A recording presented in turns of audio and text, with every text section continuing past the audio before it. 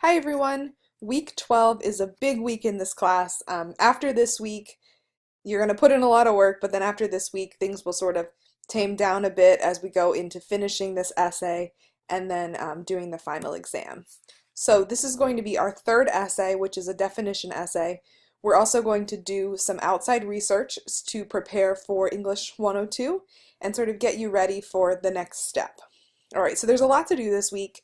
You want to start with the readings and the reading quiz.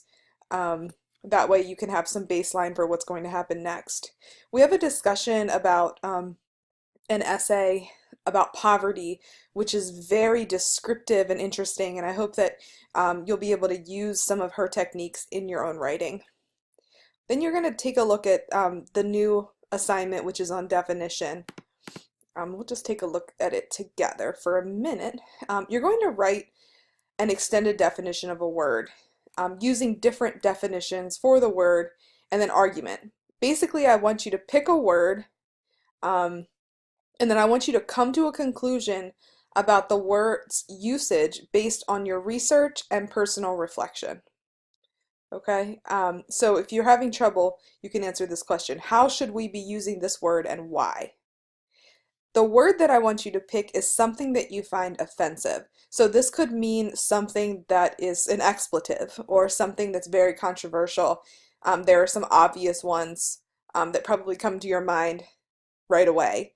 There are other words, though, that maybe don't have that negative connotation in our society, but they have a very negative connotation to you personally, and that's also a legitimate word to choose. You can pick whatever you want as long as it's something that you find offensive and you want to argue for how we should use this word and why. All right, so going on to the next page, this is an optional discussion where you can post the words that you're thinking about writing about and a little bit about why it's offensive to you. You can get up to 10 extra credit points by participating. You don't have to. I thought it would be nice to share some of our words with each other to see what we're writing about. And then this is a really important step in this week. So what you're going to be doing is, after you choose your word, doing a little bit of research on it. Okay, so we're not going to be using Google for finding sources, just because that's not what you're going to focus on in English 102, and it's not what you're going to focus on when writing academic essays. So we're going to use the CCP library databases. And the first source that you all have to use is the Oxford English Dictionary. When you get to this source, you'll see exactly why I'm making you use it, because it's the best. You can find so much information about your word. Also, every recorded usage of the word throughout time, so it might go back to 400, the year 400, and you can see, or the year 1500, or the 1900s. You can see how far the word goes back and where it came from. To get to the databases off campus, you do have to follow these steps, as it won't let you get to the databases unless you can prove that you belong to CCP. So you'll have to follow these steps. Just click here to get the instructions. After that, you're going to need a second source. You have two choices.